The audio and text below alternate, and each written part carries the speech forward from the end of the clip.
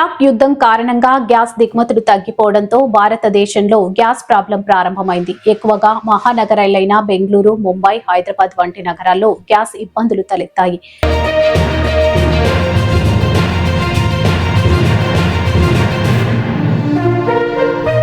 పెద్ద పెద్ద హోటళ్లు సైతం గ్యాస్ సరఫరా లేకపోవడం కారణంగా మూతపడ్డాయి.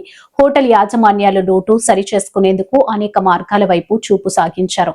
తిరుమలలోనూ ఉచిత ప్రసాద భోజనంకి సరిపడా గ్యాస్ లేనందున కట్టెల పొయ్యిలు సిద్ధం చేస్తున్నారని ప్రచారం సాగుతుంది.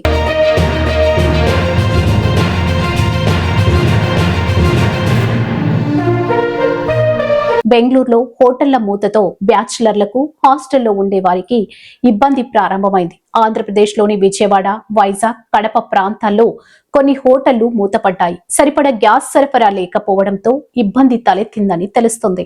నిత్యం అందుబాటులో ఉండే HP gas number switch off అవడంతో వినియోగదారులు గ్యాస్ కొరత కొనసాగుతుందని నిర్ధారించుకుంటున్నారు. ఇప్పటికీ HP booking number phone switch off అని వస్తుంది. హోటల్స్ లో వాడే పెద్ద సిలిండర్ల స్థానంలో గృహాల్లో వాడే సిలిండర్లు వాడితే చట్టపరంగా నేరం కావున హోటళ్లు ఇప్పటికే గ్యాస్ కొరత ఎలా ఎదుర్కోవాలన్న ఆలోచనతో నగర పరిధిలోని హోటల్ యాజమాన్యం యూనియన్స్ సమావేశాలు నిర్వహిస్తున్నాయి.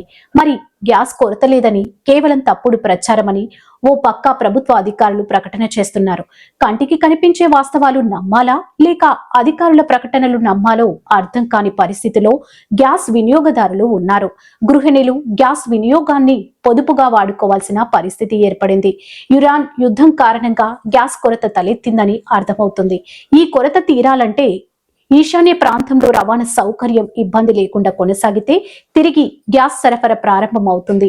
యుద్ధం ఆగే పరిస్థితి కనిపించడం లేదన్న మేధావుల మాటలు గమనిస్తే గ్యాసే కాదు ఇంకా మరిన్ని ఇబ్బందులు తలెత్తక తప్పవు.